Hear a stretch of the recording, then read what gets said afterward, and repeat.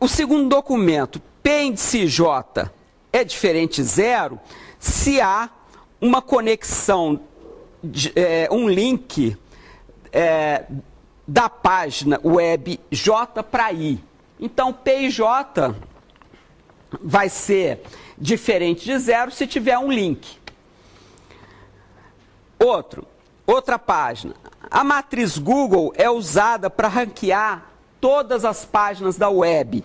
Então, as palavras-chave são quais? Google, matriz, rank, web, pages. Eu tenho aqui, né, 5 palavras-chave nesse documento 3. Documento 4.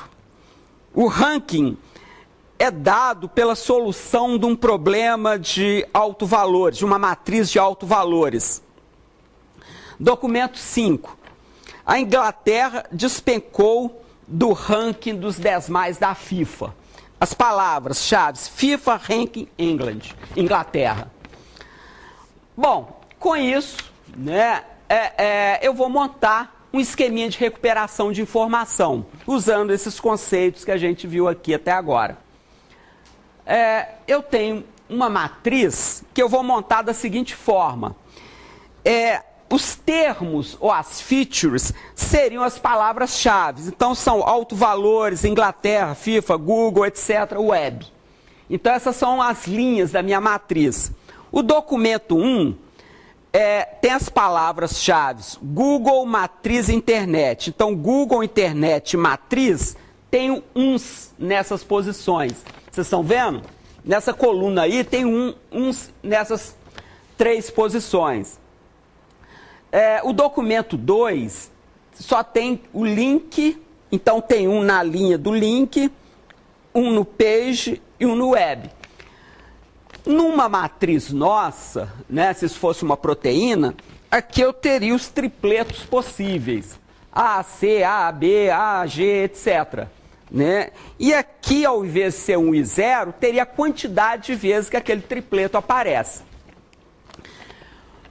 Então, eu tenho uma matriz que tem 10 linhas por 5 colunas. Então, eu tenho aqui a matriz aqui, ela tem 10 linhas, 5 colunas. Eu represento matematicamente, a notação matemática para dar as dimensões da matriz é essa que está aqui. Isso é usual aí entre os matemáticos. Então, eu tenho essa matriz, o que eu vou fazer? Agora, né, se por acaso, observe, eu fizer uma recuperação comum, que é busca direta, procurar, por exemplo, todo mundo que tem link, observe a mistureba que eu vou fazer, né? A mistura. Eu vou recuperar a página 2,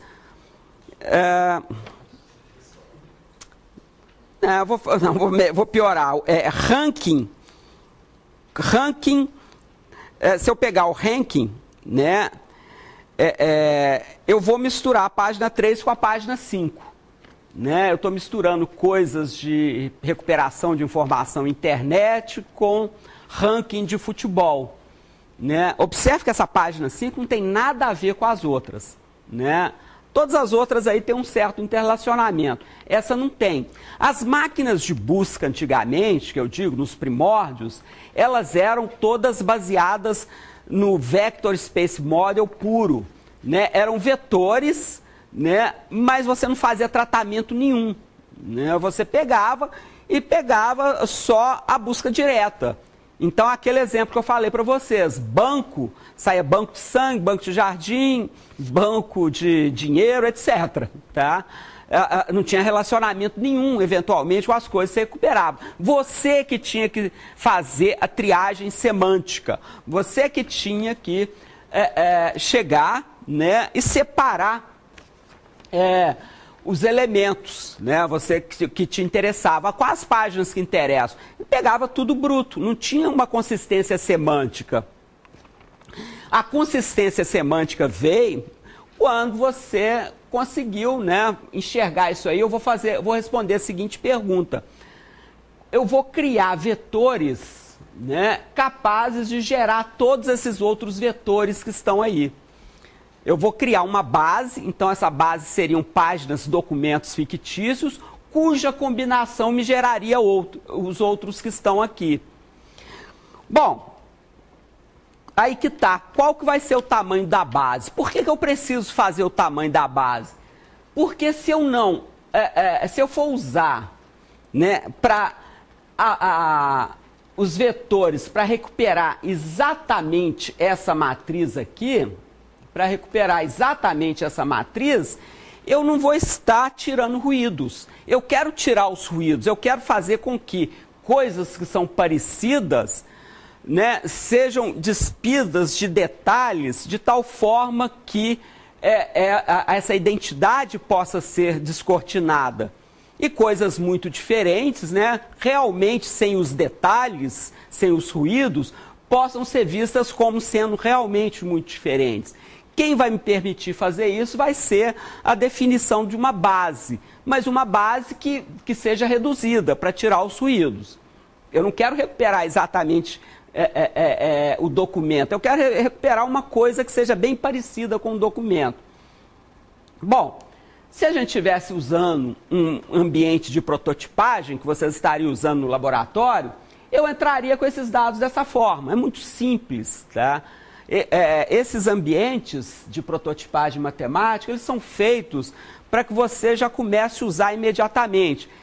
Quem quiser um software livre que faz isso, desça um Scilab. Se vocês digitarem o Scilab, vocês vão cair na página do INRIA, na França, que te disponibiliza o Scilab para qualquer plataforma. Eu estou usando o MATLAB aqui por facilidades. Quais são as facilidades que ele tem a mais?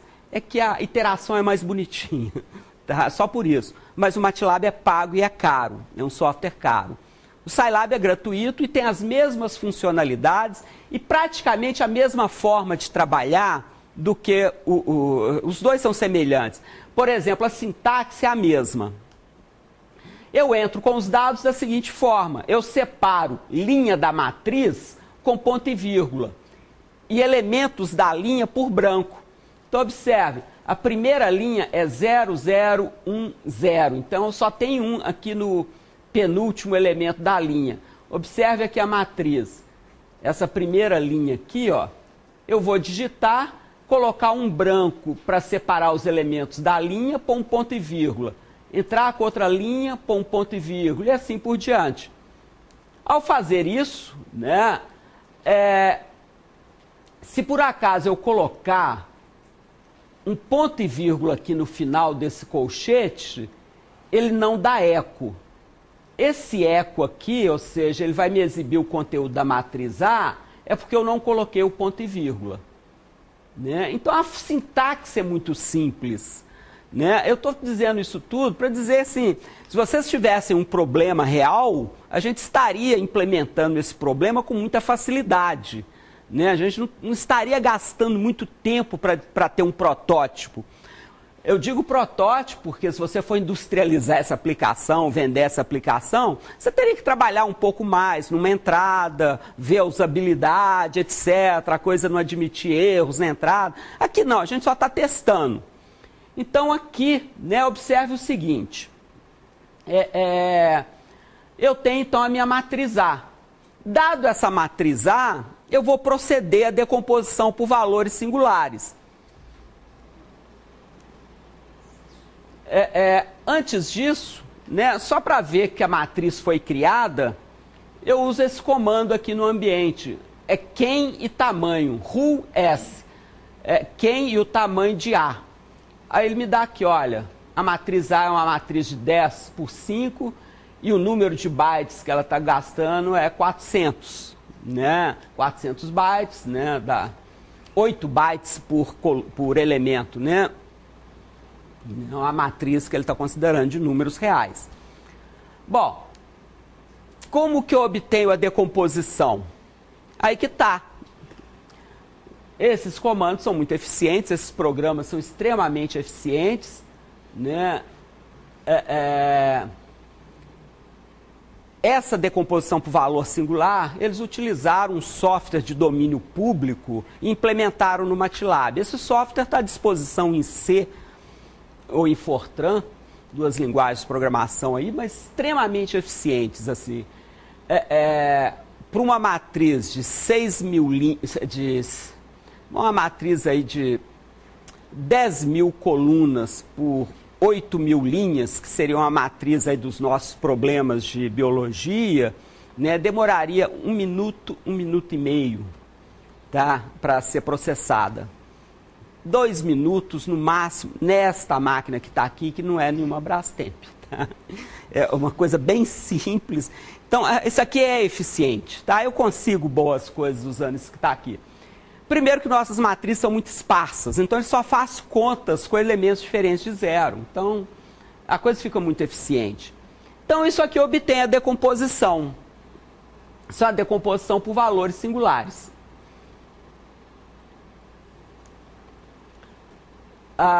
Só para saber que realmente A igual a T vezes S vezes D transposto, né, quando eu coloco norma, né, essa é uma rotina do MATLAB que calcula a norma da matriz. O que é a norma da matriz se eu não especificar nada aqui?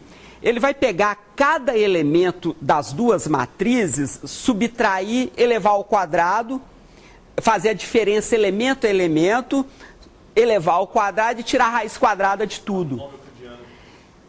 Na verdade, euclidiana é para vetor, aqui a gente chama norma de Frobenius. Aliás, é uma norma que ninguém usa, porque é muito cara.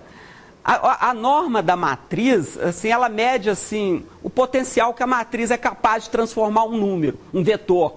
Você tem A vezes X, onde X é um vetor. Se por acaso você transformou o vetor X multiplicando pela matriz A e o X ficou muito parecido, a norma é baixa. Essa matriz tem pouca capacidade de transformar vetores. Por exemplo, identidade. Se você multiplicar identidade vezes um vetor, dá o próprio vetor, não alterou nada. Então a gente diz que ele tem norma 1. Agora, essa norma, a matriz tem norma 1. Tem uma norma bem baixa, que no caso seria o maior valor da linha, o maior valor da coluna, que é o que a gente usa mais.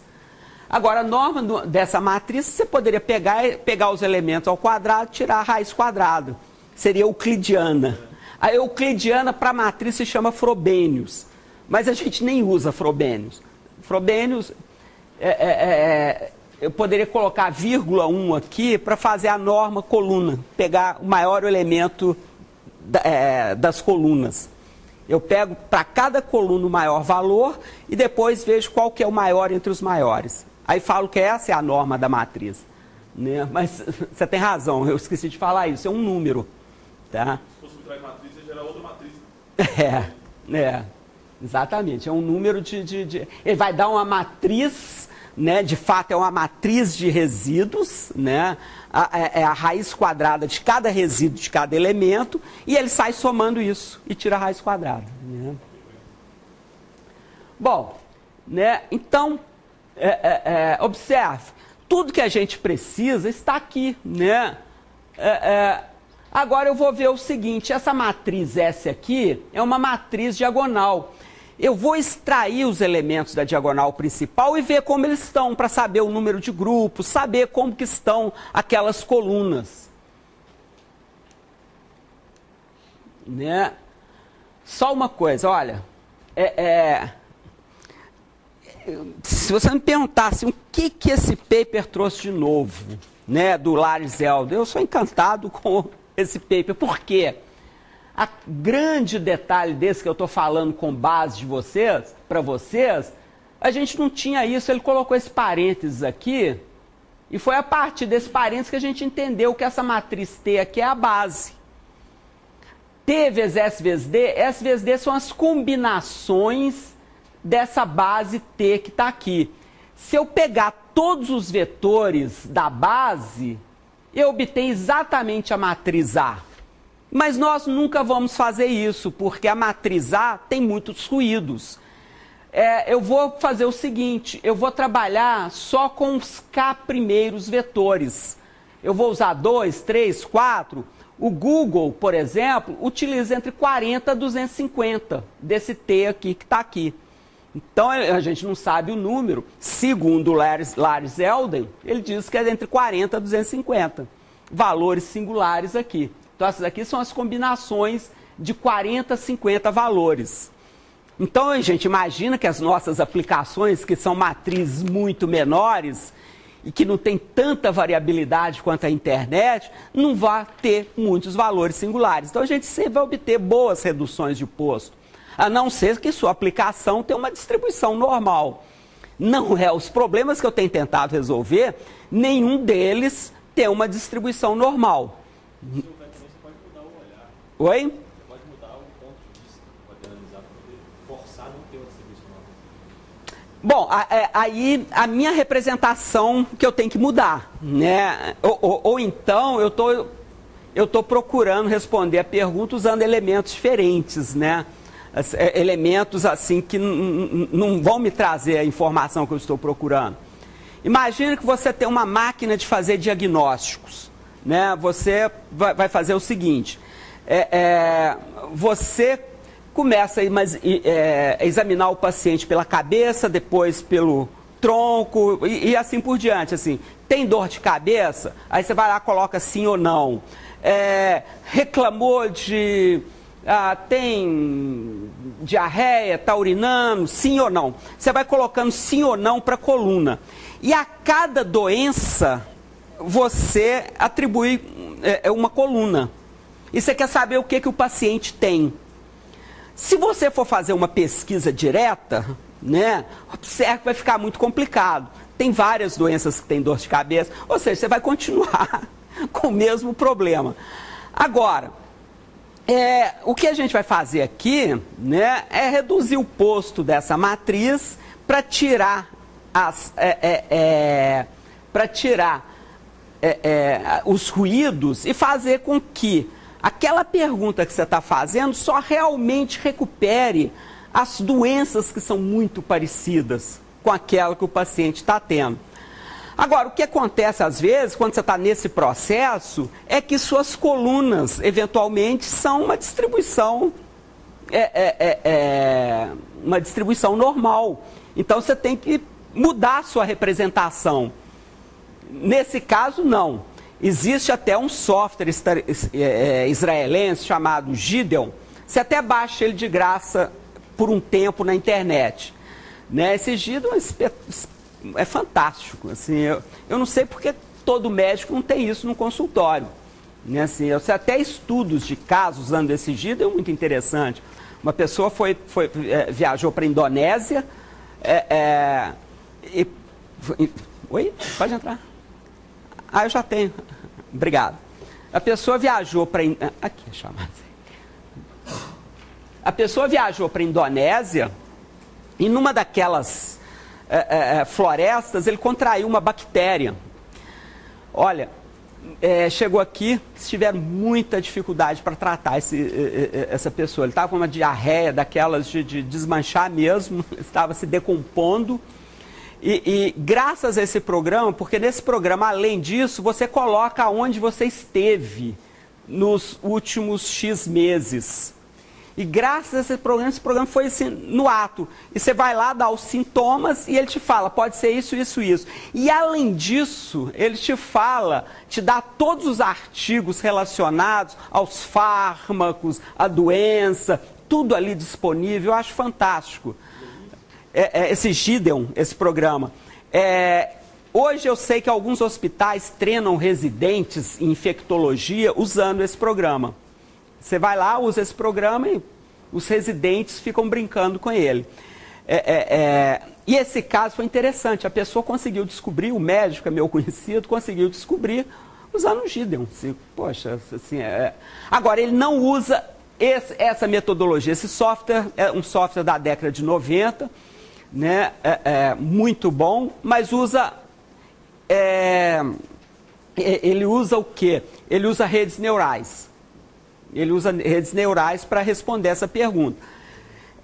Vocês vão ver que essas técnicas que a gente está discutindo aqui são muito parecidas. Na verdade, embora a gente utilize recursos diferentes, o objetivo é o mesmo, é minerar dado. Né? Só que eu uso dados, eu uso uma forma bem diferente de trabalhar aqui. Tem outro uma palavra-chave, que é Vector Support Machine, você também utiliza para minerar dados, né? Assim,